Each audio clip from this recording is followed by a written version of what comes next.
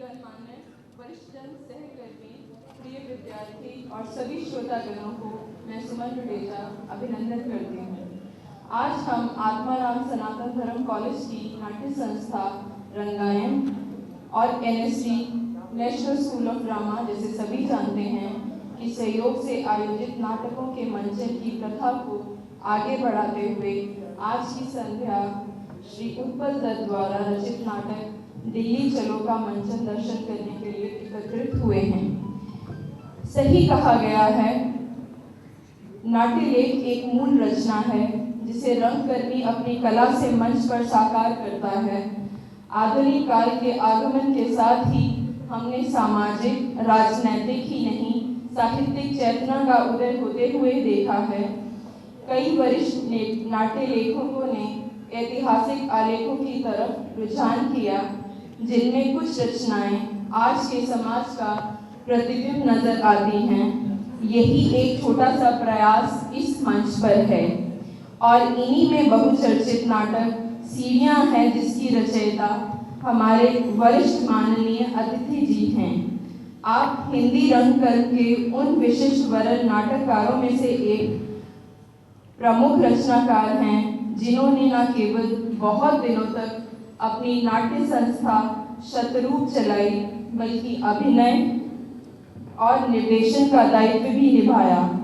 जी हाँ, हम बात कर रहे हैं श्री दया प्रकाश सिन्हा जी, जो रंगमंच की दुनिया में श्री डीपी सिन्हा के नाम से जाने जाते हैं।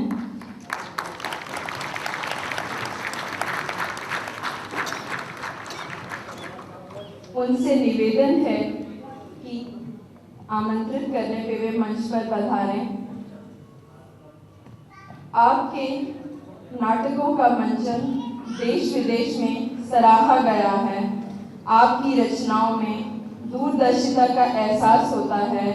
आपकी रचनाएं इतिहास चक्र, ओ अमेरिका, सादर आपका, मन के भंवर, मेरे भाई मेरे दोस्त, अपने अपने दाम तथा कथा एक कंस की, जो कि एक कोर्स में भी शामिल है, इत्यादि चर्चित पूर्व प्रकाशित नाटकों में वस्तु, चरित्र, परिवेश और आस्वाद के वैविध्य के बावजूद एक प्रकार का आदर्श और विश्वास मौजूद है।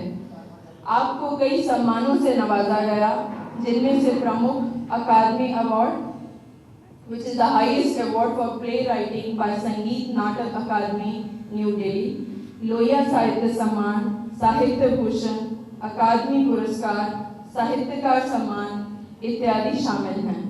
And the most importantly, all these achievements are associated with his job profile as an IAS officer.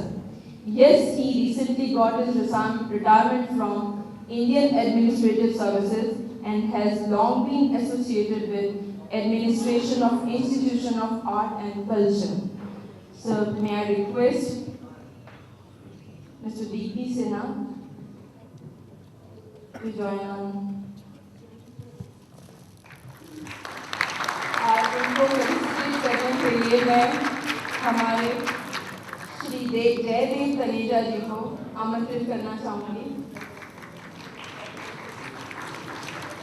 Jaydev Taneja जी एक रंगकर्म से जुड़ी हुई विख्यात हस्ती हैं।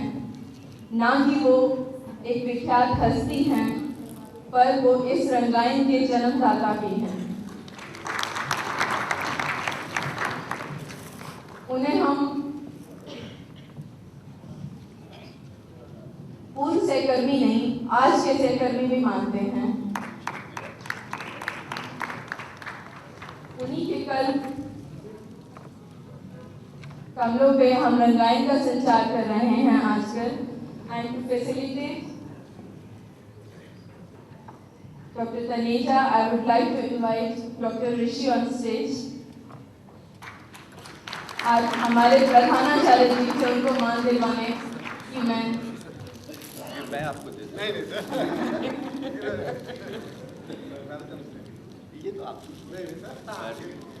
और मैं अपने प्रधानाचार्य जी को सम्मानित करने के लिए बुलाना चाहूंगी डॉक्टर जी.एल. सानी, जो कल्चरल कन्वीनर हैं इस साल के।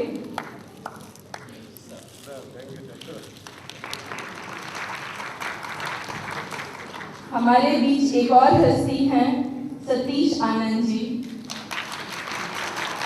जो शुरुआत से रंगाइन के साथ जुड़े हुए रहे हैं। उनके सम्मान के लिए मैं डॉक्टर रश्मि जहर जी को बुलाना चाहूँगी।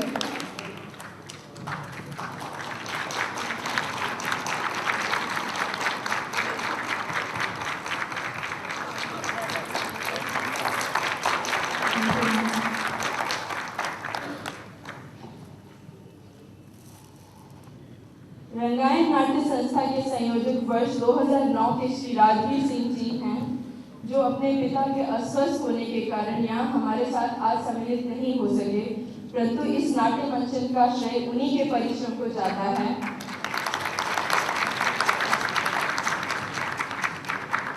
मैं उन्हीं के शब्दों में रंगाइन का इतिहास एक संक्षिप्त रूप में प्रस्तुत करने जा रही हूँ।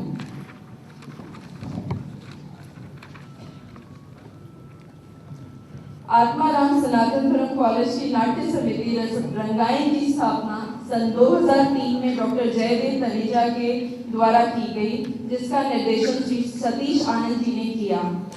विगत 7 वर्षों से हमारी नाट्य संस्था रंगाइन राष्ट्रीय नाट्य विद्यालय के सहयोग से 30 दिवसीय कार्यशाला का आयोजन कर रही है।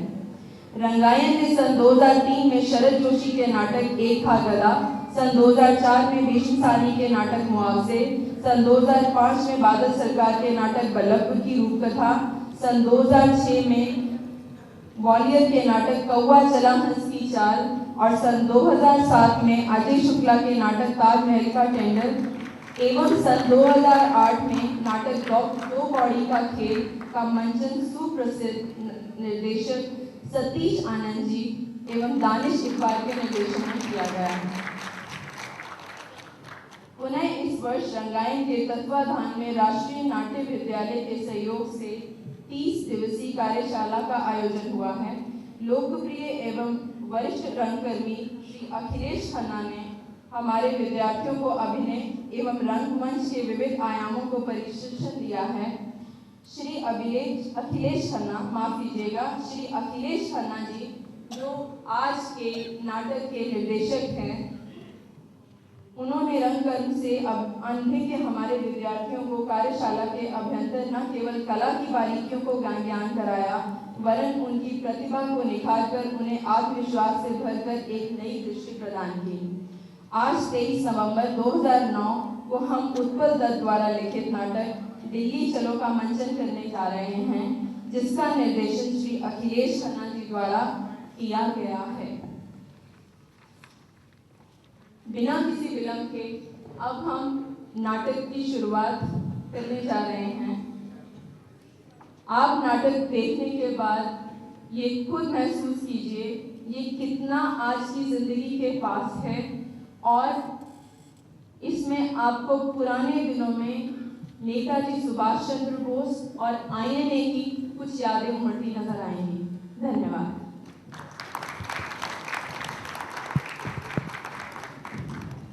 To keep their mobiles either on silent mode or please switch off your mobile phones. Thank you.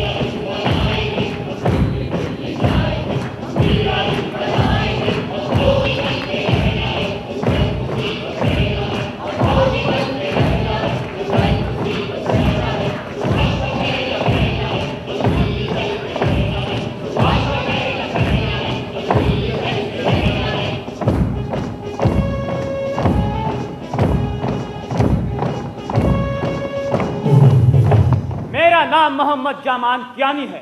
मैं हूं नेताजी सुभाष चंद्र बोस की आजाद हिंद सरकार का सदस्य और आजाद हिंद फौज की फर्स्ट डिवीजन का कमांडर। मेरा ओहदा है लेफ्टिनेंट कर्नल। 19 मार्च 1944। अगर आपके सीने में दिल हो तो देशभक्ति के खून से रंगे हाथों से अपने दिल पर लिख डालिए इस तारीख को, 19 मार्च 1944। उस दिन आजाद हिंद फौज ने भारत की भूमि में प्रवेश किया और ब्रिटिश यानी अंग्रेजी सेना के चक्रव्यूह को तोड़कर अपने वतन की मिट्टी पर कदम रखा। हिंदुस्तान की आजादी को आसमान में सूर्योदय की तरह देखकर हम में से बहुत से सिपाही रो रहे थे और उधर जापानी फौजें हमें देखकर हंस रही थी। फिर एक के बाद एक बार करते करते हम इम्फाल की तरफ बढ़ दिए। आजाद हिंद फौज की फर्स्ट डिवीजन के पास आराम का वक्त नहीं था, खाने की जरूरत नहीं थी, बस चलने का तकाजा। दिल्ली चलो।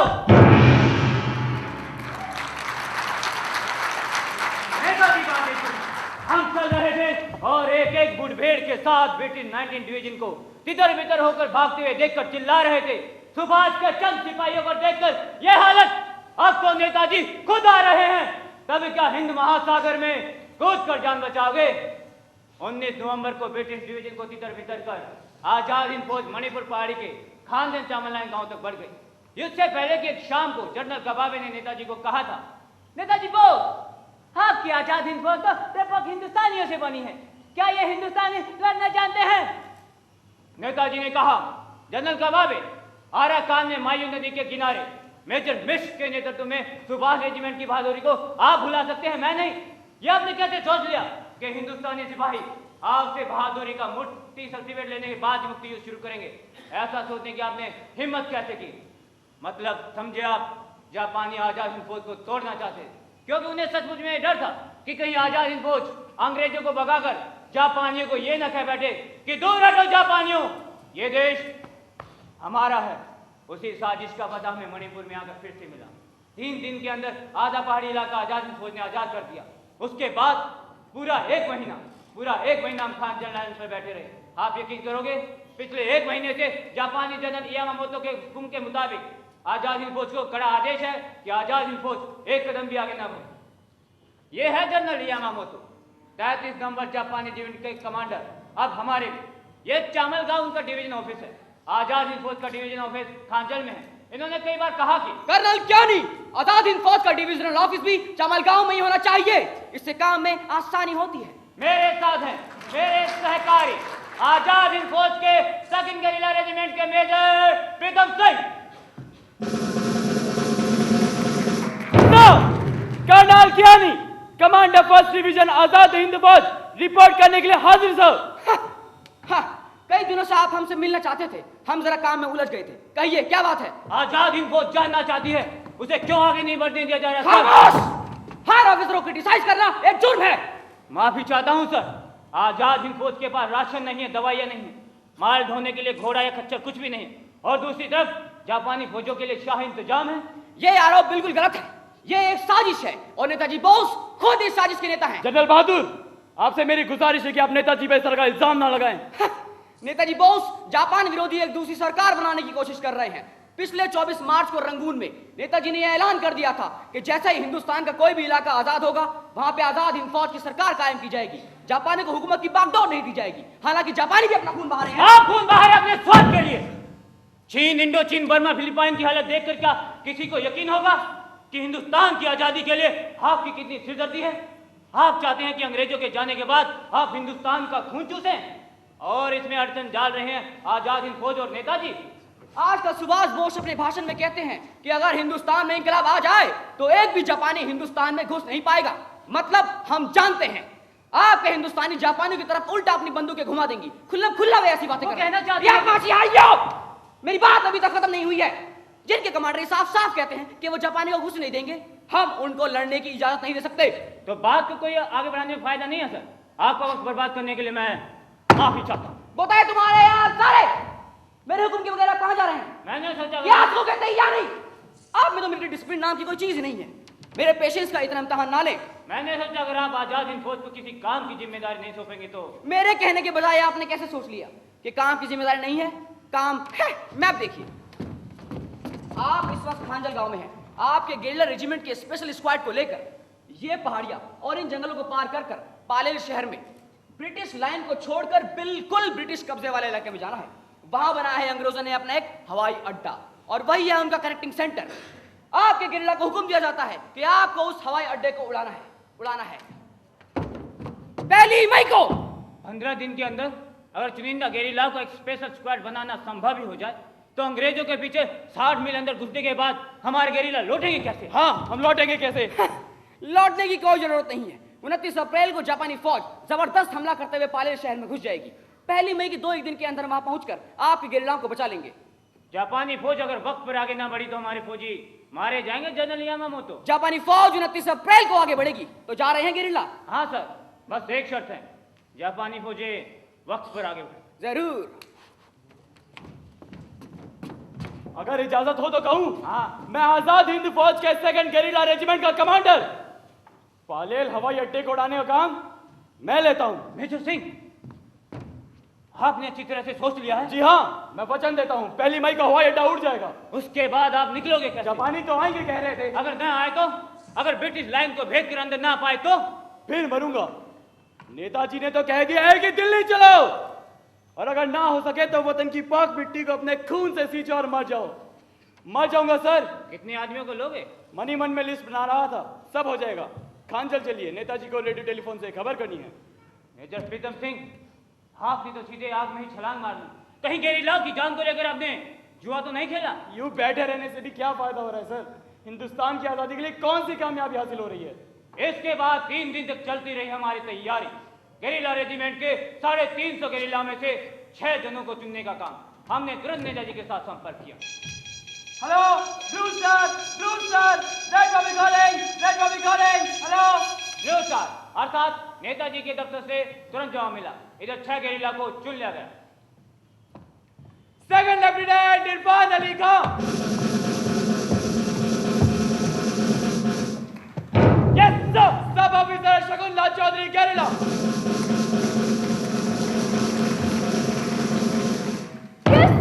गेरिल्ला Pradyot Majumdar. Yes sir. Guerrilla Azizul Haq. Yes sir. Guerrilla Nanihal Singh. Yes sir. Guerrilla Damodar Rapte. Yes sir. Comrade. Yes sir. Press. हाँ तो लेफ्टिनेंट इरफान अली खान, कहिए कैसी तबीयत है? बैठे बैठे तो दिमाग में जंग पड़ने लगा है कर्नल साहब। अब कुछ काम करना है।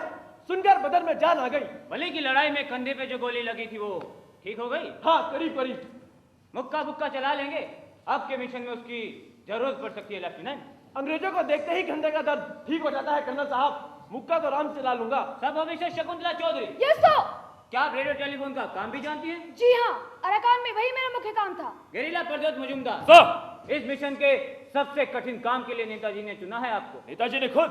जी हाँ। नेताजी को मेरे बारे में कैसे पता लगा? मोहम्बी सड़क की लड़ाई में आपकी बहादुर की कहानी नेताजी सुन चुके हैं, इसलिए उन्होंने खुद चुना है आपको। तब तो ये मेरे जीवन का सबसे बड़ा गौरव का दिन है। जी, उनका एक खास पसंद लेटर है आपके लिए, पढ़कर वापस कर दीजिएगा। लीजिए।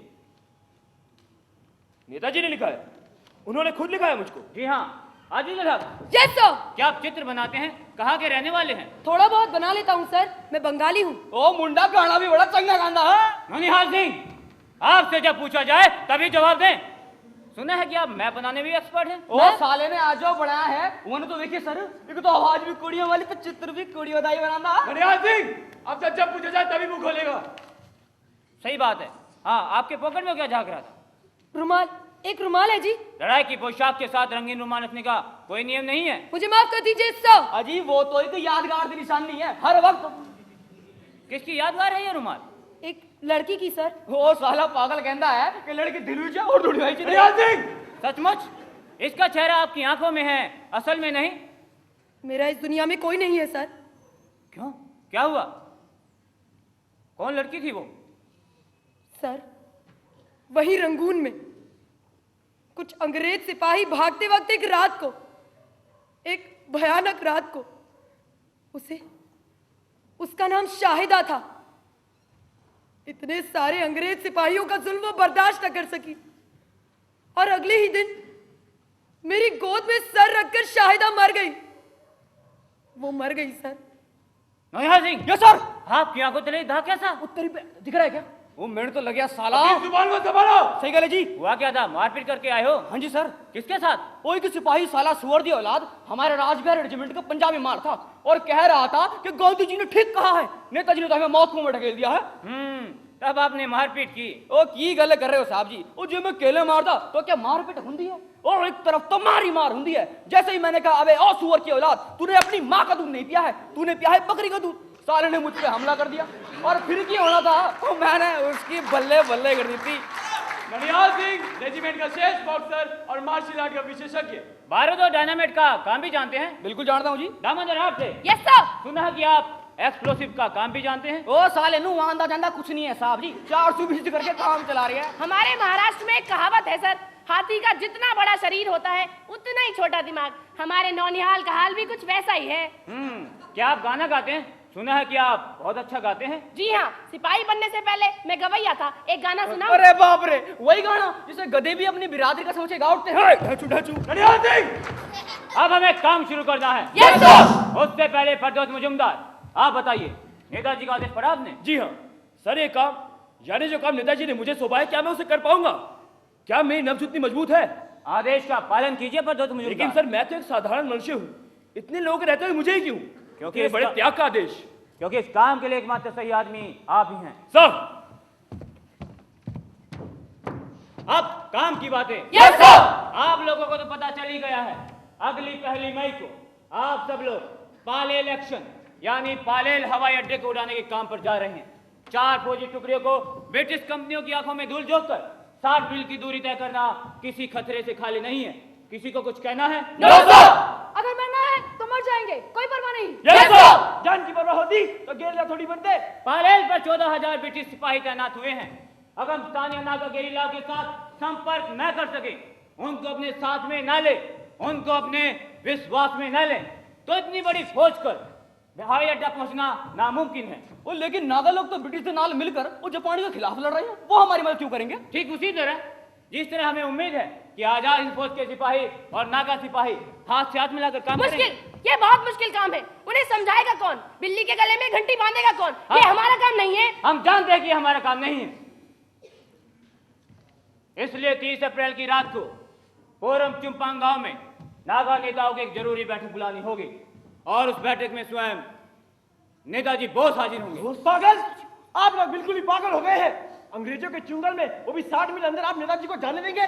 उनकी जान की जिम्मेदारी आप लेंगे? आप आदेश का पालन करें, नेताजी का आदेश। क्यों आप खतरे को नहीं समझे? खतरा? सुभाष का दूसरा नाम ही खतरा है। सब सुनिए, पालेल में आप सभी लोग तरह तरह के भेष में जाएंगे। पालेल पोस्ट शकुंतला पोरम चुम्पांग गांव में हमारे नागा 2 सिपाही ठेरियेचा के घर में जाएगी। उसी बीच 1 मई को सुबह 3 बजे नेताजी बोस वहां पे पहुंचेंगे और इसी बीच उनका गुप्त संदेश नागा नेता हुनैरू के पास पहुंच जाएगा, जो नागा नेताओं की एक जरूरी बैठक बुलाएंगे। शकुंतला के पास रेडियो ट्रांसमीटर रहेगा। तो शकुंतला के 2 काम है, एक तो रेडियो चालू करना और दूसरा नेताजी के आने की तैयारी करना। ओह, ये कितनी बड़ी जिम्मेदारी है। कैसी हरकतें करते हैं आप लोग? नेताजी वहां ठहरेंगे, अगर उन्हें कुछ हो जाए तो? मैंने आपका क्या बिगाड़ा है कर्नल कि चुन चुन कर आपने मुझे पर ये संकट डाल दिए? अगर आप चाहें तो इस काम की जिम्मेदारी को उठाने से इनकार कर सकती हैं। नो सर, गेरिला कभी किसी काम से पीछे नहीं हटता, लेकिन अच्छा है, इरफान अली के लिए जोखिम भरा काम। Yes sir. आप तो जानते हैं कि हमारे पहले हमले के बाद ब्रिटिश फौज तितर बितर हो गई थी।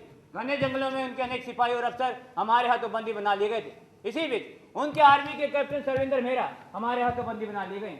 ये उनका आइडेंटिटी कार्ड, फोटो बदलकर आपका फोटो लगाया गया है और सिग्नेचर की कॉपी की गई है। आज से हमारे कंपनी के इरफान अली खान ब्रिटिश आर्मी के सर्वेंद्र मेहरा, आप पायलट जाकर ब्रिटिश इंटेलिजेंस के कर्नल ऑर्थर ब्रेनान को रिपोर्ट करेंगे। आपका कहना कि आप खान जंग की लड़ाई में बिछड़ गए थे और भटक कर पालेल आ पहुंचे हैं। अगर पालेल जाकर देखें कि फर्स्ट पंजाब रेजिमेंट के अफसर वही हैं तो पकड़ा जाऊंगा। फर्स्ट पंजाब रेजिमेंट अब उत्तर की तरफ पिछड़ गई है। हाँ, सर्वेंद्र मेहरा के साथ जानकार पालेल में हो सकते हैं, जोखिम जरूर है। अगर आप भी चाहे तो इस काम को करने से इनकार कर सकते हैं। गेरिला कभी किसी काम से पीछे नहीं हटता सर। बहुत अच्छा, खबरें जानकर प्रीतम सिंह को बताना है। ब्रेनान के दफ्तर से जितने भी खुफिया राज हों आप उन्हें इकट्ठा कर प्रीतम सिंह को बताना। प्रज्योत मजूमदार के काम को नेताजी ने चिट्ठी में बता दिया। आप पालेल में ठहरेंगे, आपके माँ बाप पालेल में रहते हैं। Major Pritam Singh, yes sir. Naunihal से, yes sir. Damodar Apte, yes sir. Ajay Darat, yes sir. आप लोग गवैयों के दल बनाकर गाने के लिए जाएंगे। मैप देखिए, पालेल हवाई अड्डे के साथ ही स्वामी सर्वानंद का आश्रम है। आप लोगों को किसी भी तरह से सर्वानंद को बंदी बनाकर रखना है, आश्रम को अपने कब्जे में लेना है, जरूरत पड़े तो खून भी करना। खून करना होगा, मतलब मारना होगा। एक सन्यासी, हम उन्हें मार डालेंगे। जरूरत पड़े तो गेरिला खून करने से इनकार नहीं कर सकता। No sir. पालेल जाकर आपको सबसे पहले आश्रम को अपने कब्जे में लेना होगा और आश्रम में डायनामाइट स्टोर करना होगा, और साथ ही साथ हवाई अड्डे पर कितने सिपाही हैं, कितने हथियार हैं, इन सब की आपको जानकारी इरफान और प्रज्योत से मिलेगी। एक सवाल है साहब जी, ये प्रज्योत मजूमदार का काम क्या होगा और इसे मालूम कैसे पड़ेगा? प्रज्योत के पिता पालेल में मिलिट्री इंजीनियरिंग सर्विस में एक ऊंचे ओहदे पे हैं। उसके पिताजी उस हवाई अड्डे के इंजीनियर हैं। ओ, तो प्रज्योत मजूमदार वहां ठहरेगा और सब मालूम कर लेगा। हाँ, पियो होया तो किए होया है तो ब्रिटिश का दलाल ही। देखते हैं क्या होता है। ओ एदा पियो का दूध पीता बच्चा है जो मुंडे ने गले लगा के शब्द से देगा। मेरे पिताजी बहुत कड़े मिजाज के हैं, फिर भी ये काम तो मुझे करना है ही। उन्हें नहीं मालूम कि मैं आजाद हिंद फौज में हूँ। हाँ, बस ये मालूम है कि लड़का कम्युनिस्ट है। हाँ, जनयुद्ध मतलब ओ ये प्रज्योत मजूमदार एक कम्युनिस्ट है और सारे कम्युनिस्ट लोग एक जैसे होंगे। ओ मुझे तो इन पर भरोसा ही नहीं होता है। एक तरफ तो ये अंग्रेज के तलवे चाटते हैं तो दूसरी ओर कहते हैं सुभाष जपाड़े का दलाल है। देशभक्ति, देश प्रेम नाम की तो कोई चीज नहीं होती। कम्युनिस्ट पार्टी के लोगों ने देश के लिए अपना खून नहीं बहाया? क्या वो देश से प्यार नहीं करते? जब यही नौनिहाल सिंह जैसे लोग गांधी प्रेम में डूबे हुए थे, तब क्या सुभाष जी का साथ देने के लिए कम्युनिस्ट पार्टी के लोग नहीं आए थे? और जब ये पूरा हिंदुस्तान गांधी जी के दिखाए इशारों में चल रहा था और सुभाष जी को तरह तरह के नाम दिए जा रहे थे, तब क्या सुभाष जी को हिंदुस्तान से बाहर भगाने के लिए कम्युनिस्ट पार्टी के लोगों ने मदद नहीं की थी? पंजाब कांग्रेस ने सुभाष जी को अफगानिस्तान के बॉर्डर तक से इस्लामाबाद नहीं पहुंचा दिया था? इस आलोचना की कोई जरूरत नहीं थी।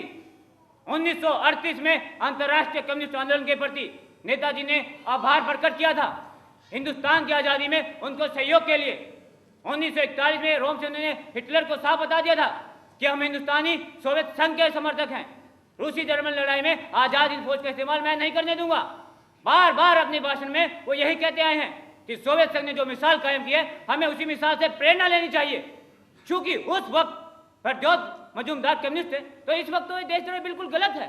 ओ मुझे तो इन लोगों पे भरोसा ही नहीं होता है। नेताजी के कहने पर नौनिहाल सिंह, अगर आप अपने शब्दों पर नहीं लेंगे तो हमें इस बात का फैसला दूसरी तरह करना होगा। ये क्या हुआ? नहीं, ना खून बहाने के बावजूद हम आज तक विश्वास हासिल नहीं कर सके। कांग्रेस, आप इस विभेद नीति को फौज में मत लाइए। हिंदुस्तान की सभी इंकलाबी शक्तियों को इकट्ठा होना होगा। आज सुभाष के गेरिला फौज उसी एकता का ऐलान बंदूक से करने जा रहे हैं।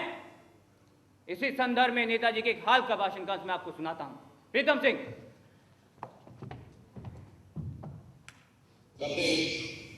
आप सभी जानते हैं कि बंबई में गांधी जी और मिस्टर जिन्ना हिंदू मुसलमान के मसले को लेकर बातचीत कर रहे हैं और लीग के पाकिस्तान का दावा करते हुए गांधी जी समझौता करना चाहते हैं, लेकिन पूर्वी एशिया के हम हिंदुस्तानी एक आजाद और अखंड भारत के लिए लड़ रहे हैं।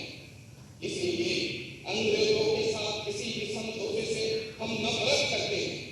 हमें पूरा विश्वास है कि इस समझौते का नतीजा होगा हमेशा के लिए हमारी गुलामी।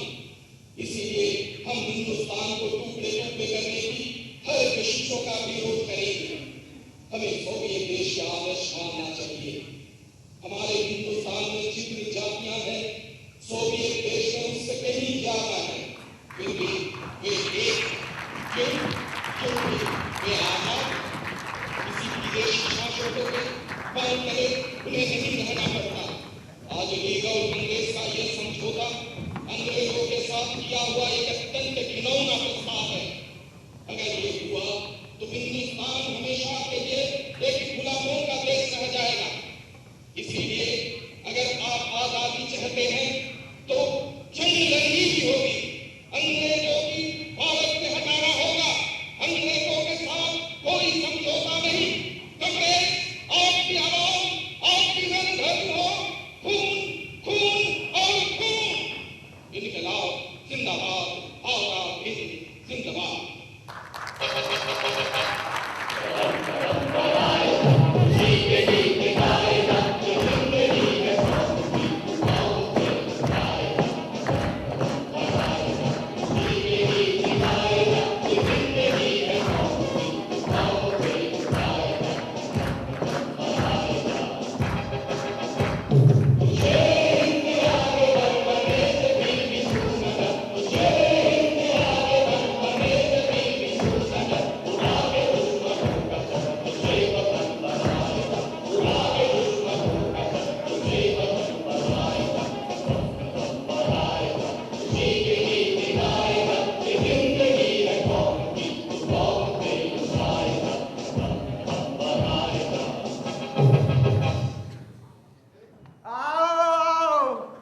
पता है किसी भी नागा के घर का दरवाजा अतिथि के लिए बंद नहीं होता है।